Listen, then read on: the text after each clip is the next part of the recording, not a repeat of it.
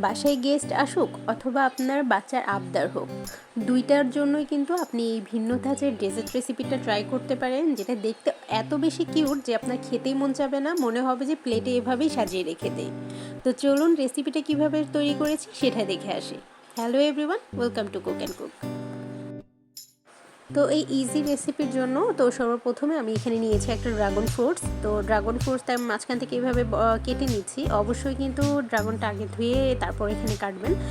এরপর আমি এখান থেকে অর্ধেকটা ড্রাগন ফ্রুট নিব আর বাকি অর্ধেকটা রেখে দিচ্ছি। তো আমার এখানে আমি যতটুকু ব্যবহার করেছি এটুকু কিন্তু আমার জন্য এনাফ। আপনারা যদি বেশি করে তৈরি করেন তাহলে সেই পরিমাণ অনুযায়ী বুঝে আপনারা ড্রাগন ফ্রুটস নেবেন।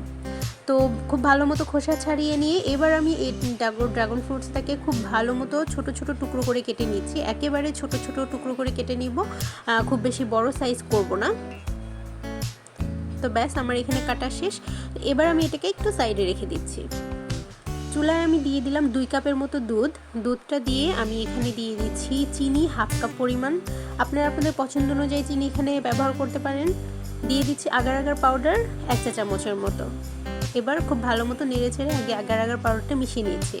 আমি কিন্তু এখনও চুলা জ্বালাইনি, চুলাটা কিন্তু বন্ধ আছে। তো আগার আগার পাউডারটা খুব ভালো মতো মিশিয়ে আমি এবার চুলাটাকে জ্বালিয়ে দিচ্ছি। তো দেখতেই পাচ্ছেন এখানে কিন্তু দুধটা আমার অলরেডি বলক চলে আসছে। তো এভাবে একটা বলক আসলে আমি এবার দুধটাকে ভালো মতো নামিয়ে নিচ্ছি। তো ব্যাস এবার আমি এরকম একটা পাত্রে এটাকে সেট করার জন্য দুধটা পুরোটা ঢেলে দিচ্ছি এখানে। তো এবার আমি দুধটাকে রেখে দিব ঠান্ডা হওয়ার জন্য প্রায় আধা ঘন্টার মতো। চুলায় আমি আরেকটা প্যান বসিয়ে দিয়েছি। এখানে নিয়ে নিচ্ছি 2 কাপ পরিমাণ পানি আর দিয়ে দিচ্ছি 1/2 কাপ পরিমাণ চিনি। ওই যে আবার বললাম আমি কিন্তু চিনিটা আমার স্বাদ অনুযায়ী দিয়েছি, আপনাদের পছন্দ অনুযায়ী মিষ্টি কম বাড়িয়ে নিতে পারেন। আগার আগার পাউডার দিয়ে দিলাম আরও 1 চামচ। আবারও খুব ভালো মতো নেড়ে চেড়ে মিশিয়ে নিব। এরপর চুলাটা জ্বালাবো। ঠান্ডা অবস্থায় সবসময় আগার আগার পাউডার ব্যবহার করবেন, তা না হলে কিন্তু দলা দলা পেকে যাবে। তো এখানে কিন্তু অলরেডি পানিটা বলক চলে আসছে। এবার আমি এখানে যে আগে থেকে কেটে রাখা ড্রাগন ফ্রুটটা ছিল সেটা দিয়ে দিচ্ছি।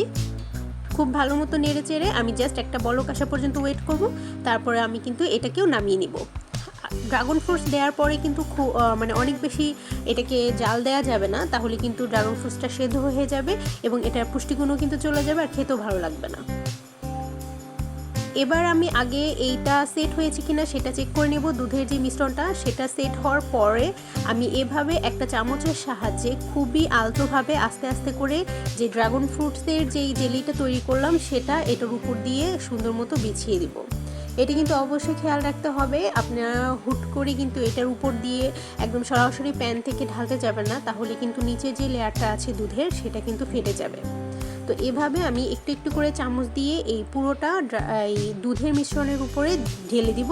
এরপর আমি এটাকে ঠান্ডা হওয়ার জন্য রেখে দিব বাতাসের নিচে, অথবা আপনারা চাইলে নর্মাল ফ্রিজেও রেখে দিতে পারেন আধা ঘন্টার জন্য।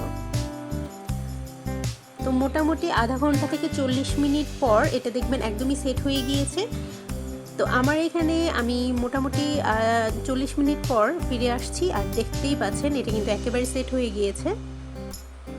তো এবার আমি এটাকে মোল্ড আউট করব। মোল্ড আউট বলতে আপনারা যেভাবে পুডিংটাকে বের করেন ঠিক সেমভাবে এটাকে বের করে নিতে পারেন, অথবা আপনারা চাইলে এখান থেকে সরাসরি কেটে তারপরে কিন্তু এটাকে সার্ভ করতে পারেন।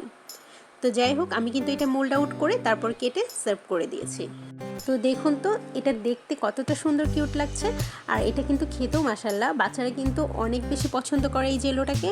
তো কেমন লাগলো আজকের এই সহজ ইজি রেসিপিটা অবশ্যই কিন্তু আমাকে জানাতে পারেন কমেন্টের মাধ্যমে। ভিডিওটি ভালো লাগলে অবশ্যই কিন্তু একটা লাইক করবেন, সাবস্ক্রাইব করে পাশেই থাকবেন। দেখা হচ্ছে নেক্সট রেসিপির সঙ্গে। সাথে ভালো থাকবেন। আল্লাহ হাফেজ।